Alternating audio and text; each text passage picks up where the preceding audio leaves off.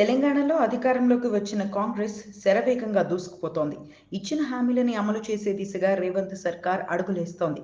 ఇదే క్రమంలో రాబోయే పార్లమెంటు ఎన్నికల్లో 15 సీట్లను గెలవడమే లక్ష్యంగా ప్రణాళికలు రచిస్తోంది. నేతలు, కార్యకర్తలు అందరూ సమిష్టిగా పనిచేస్తే 17 సీట్లలో 15 సీట్లలో గెలవడం పెద్ద కష్టమేమీ కాదని రేవంత్ స్పష్టం చేశారు. 15 సీట్లలో గెలవాలని పిలుపునిచ్చారు. కానీ మిగిలిన 2 సీట్లను రేవంత్ వదిలేయడానికి కారణం అర్థం కావటం లేదు. ఇక అసెంబ్లీ ఎన్నికల్లో గెలుపుకు పార్టీ నేతలు, క్యాడర్ ఏకతాటిపైకి వచ్చి ఎలా పోరాడామో అదే స్ఫూర్తితో పార్లమెంటు ఎన్నికల్లో కూడా పనిచేయాలని తెలిపారు.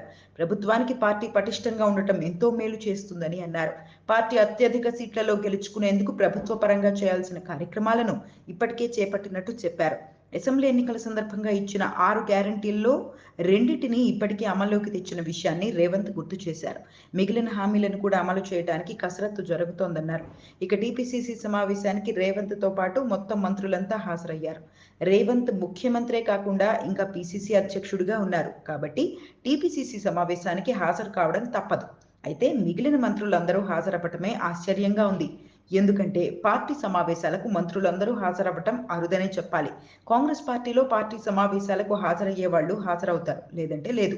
అందరూ హాజరయ్యారంటే భారీ టార్గెట్ ఫిక్స్ అయినట్టే.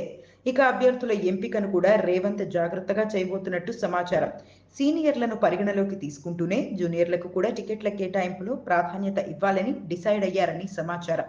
పార్టీని అధికారంలోకి తేవటంలో అధిష్టానం దగ్గర రేవంత్ ఇప్పటికే మంచి మార్కులు వేయించుకున్నారు. కాబట్టి పార్లమెంట్ ఎన్నికల్లో కూడా అత్యధిక సీట్లను గెలిపిస్తే అధిష్టానానికి మరింత సన్నిహితం అవటం ఖాయం. అందుకనే నేతలు, క్యాడర్ను ఏకతాటిపైన నడిపించేందుకు రేవంత్ శక్తి వంచన లేకుండా కష్టపడుతున్నారు. అందుకే 15 సీట్లు టార్గెట్గా ముందుకు సాగుతున్నారు. మరిన్ని అప్డేట్స్ కోసం మా కాయ్ టీవీని సబ్స్క్రైబ్ చేసుకోండి. మా వీడియో కనుక మీకు నచ్చినట్లయితే లైక్ చేయండి, షేర్ చేయండి. మీ విలువైన అభిప్రాయాలను కామెంట్ బాక్స్లో తెలియజేయండి.